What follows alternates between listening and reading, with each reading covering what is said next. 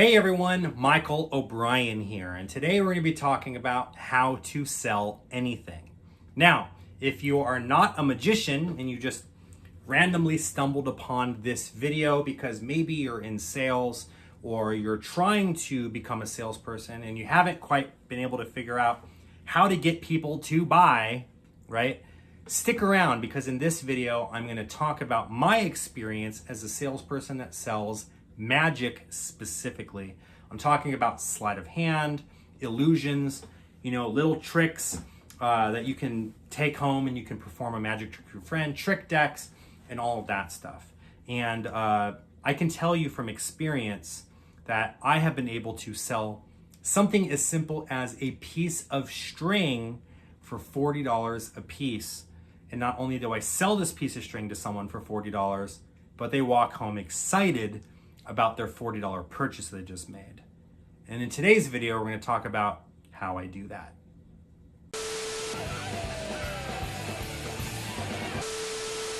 Hello, my friends, and welcome back to another episode of Advice for Professionals, where my job is to make you the best possible magician you can be while also putting some money in your pocket as well.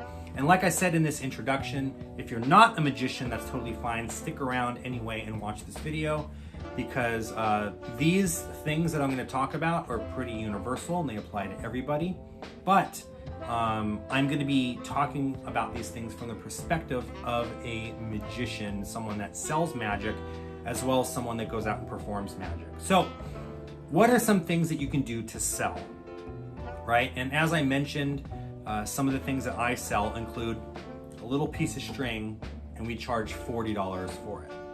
Customer buys this little piece of string and takes it home with them, and they're super excited about it. So how do we do this, right?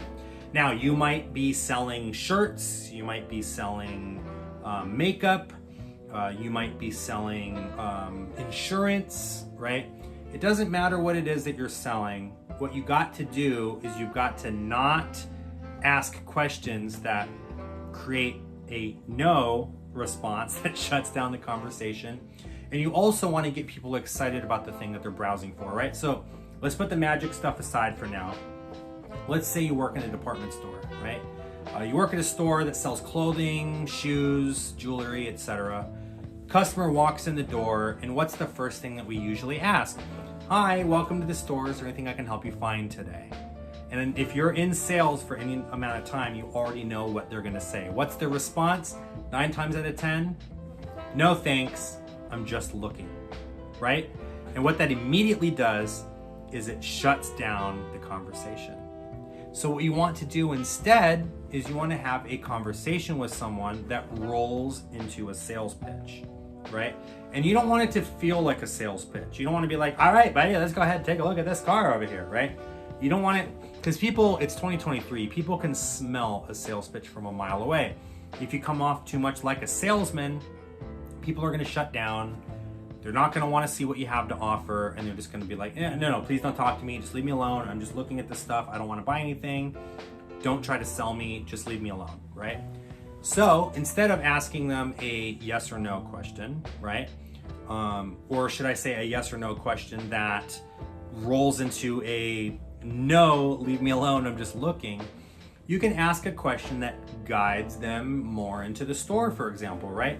Like, hello everyone, welcome to so-and-so's clothing store. Have you ever been here before? And then they might say, yes, I have been here before. And they might say, no, I haven't been here before. But now you have options that you can branch off into, right? So if they say, yeah, I've been here before, you can say, awesome, well, what was it that you were looking at last time that you were here, right? And they might say, oh, I was looking at these dresses. Or, oh, I was looking at a new tie, or, oh, I was looking for new shoes. And you could say, awesome, well, have you seen some of our new shoes and new dresses that we've gotten in? We've just got these in, so-and-so long ago, and blah, blah, blah, blah, blah. And you can, now they're looking at the dresses and the shoes, and you know kind of already what they're looking for, right? Or, if they say, no, I've not been in here before, you could say, well, welcome to our shop. Let me give you kind of a quick little tour. Over here is our dresses, over here are our shoes, our ties, men's stuff, women's stuff, stuff for kids. Just wanted to let you know we're doing a new deal right now. It's a new special mix and match. You buy any 2 items and you get a discount or whatever it is that your store has to offer, right? And so now you're leading into a conversation with them, right? Are you more interested in looking for dresses or kids stuff or what? So now they're gonna say, oh, well, you know, or I have the kids with me, like maybe like, where's the kids stuff? And now you bring them to the kids section and you show them, right? Now, you might still be in a situation where you've asked all these different things and you're doing everything right, and they're still like, okay, well, I'm just looking, right?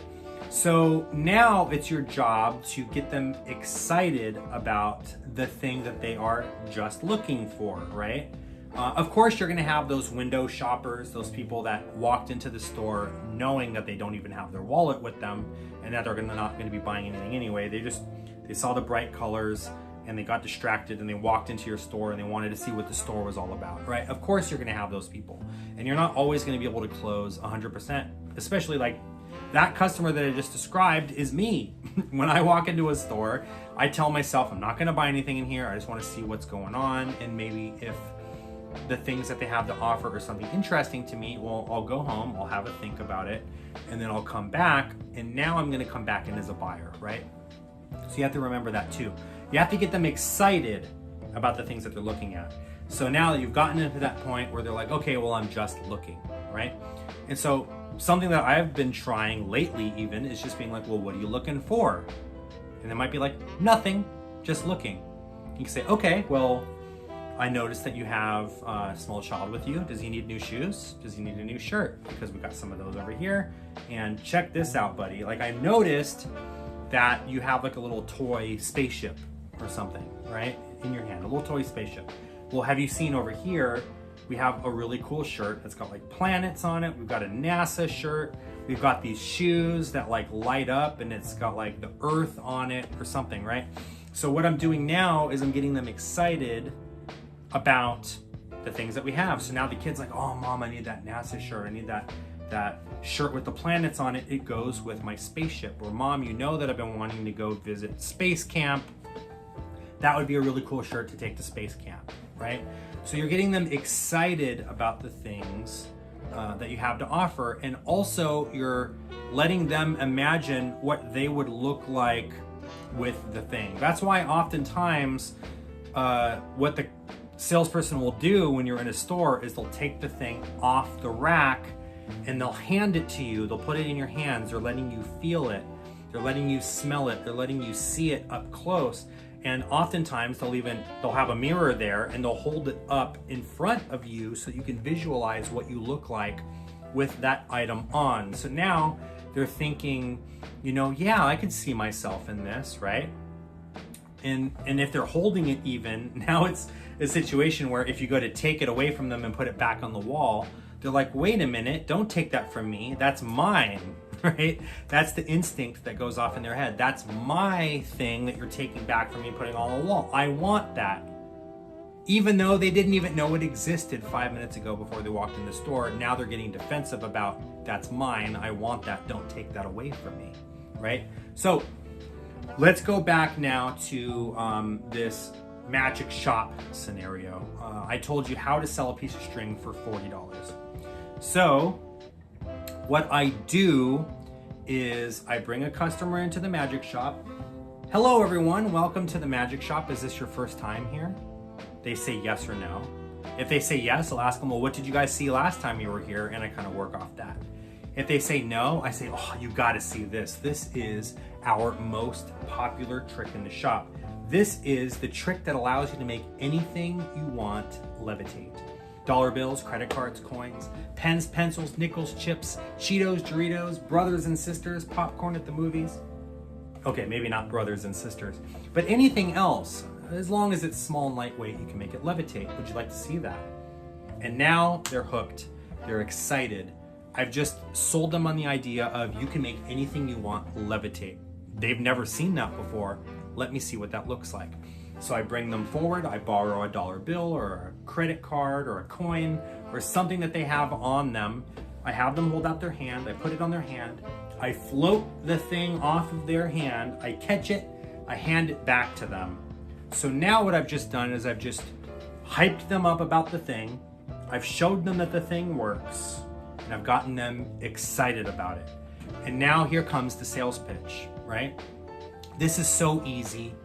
You can even do it too. And I'll tell you what, if you buy it, I'll even show you exactly how it works, and I'll give you a little lesson so that you can do it before you even leave the store today, right? This is the item. It comes inside of this box. I hand it to them and I explain to them a little bit more about the item. You can use it with any objects. It comes with 25 routines ready to go for you. All of this stuff. There's a video tutorial in there so that it's easy for you to learn, etc., and so on and so forth, right? So now they're really excited about this thing and they're looking at the price tag and holy crap, it's $40.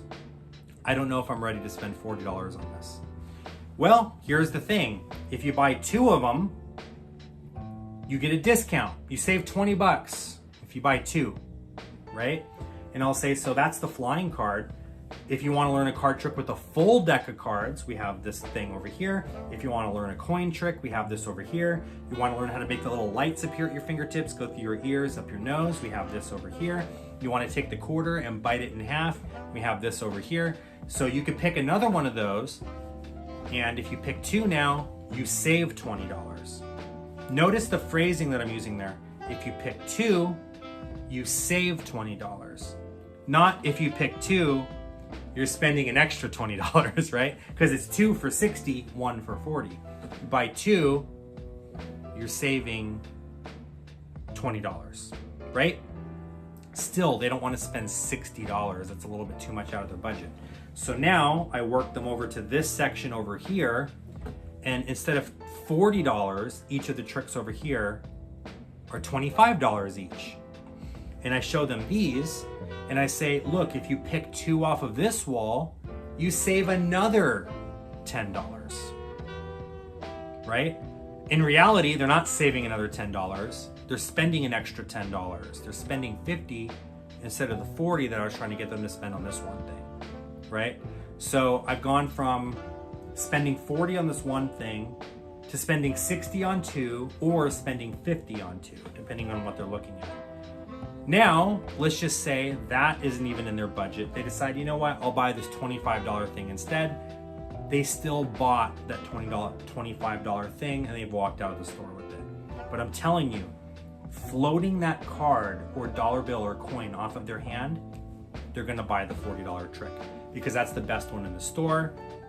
They witnessed it firsthand, it happened right inside their hand, and they're gonna wanna show that to their friends. Then you have upsells. Buy 2, you save a little bit of money, right? So they walked out of the store, they spent $40 on this piece of string that allows you to make the thing fly. Spoiler alert, allows you to make the thing fly, and they are excited about it. They get it home, they already know what's inside because remember I told them I was giving them a little lesson on it. They already know it's a little piece of string inside. They already know that they're gonna need to set this up and that they're gonna start being able to float it, but they're excited now because they get to go take that and show their friends. Now, if you work in a retail store or if you sell shoes or clothes or insurance or whatever, obviously you're not gonna be able to get them excited about the little piece of string to float the thing. But you can find ways to get them excited about the services that you provide or the product it is that you sell. Put it in their hands, show them that they'll be able to look a certain way with it, or they'll be able to blow their friends' minds with it, or they'll be able to take this to that job interview, that new watch that they wanted, that new job that they're going for. They're gonna look smart. They're gonna have the new suit jacket that they wanted if you're, trying to put them in a new suit. Get them wearing the thing, get them holding the thing, get them looking at the thing and imagining in their mind that they can't live without this thing. And that's what makes a salesperson. Now, you don't want to be scummy about it. You don't want to sell them on something that they're not going to be able to do or something that they're not going to be able to use. You don't want to promise them the world and then you give them a piece of crap in a box. You want to make sure that your product can back up what it is that you're delivering. But in order to get them to buy the thing, that's what selling is all about, getting them excited about it.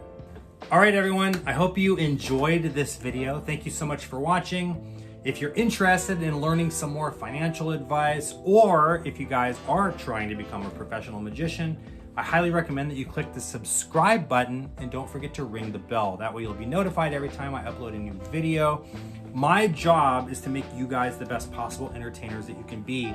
And especially if you're trying to become a professional magician, my job is to allow you to take some of the things that I have learned over the years from a sales perspective and roll them in to your magic. Because being a professional magician, you've already learned the magic part. Now you got to start learning the truly hard part, and that is going out into the world, selling yourself, booking shows, or if you've come up with some of your own products, getting those into people's hands so that they can purchase them and take them home and enjoy them as well. Again, my name is Michael O'Brien. Thank you so much for watching this video. I'll see you guys next time.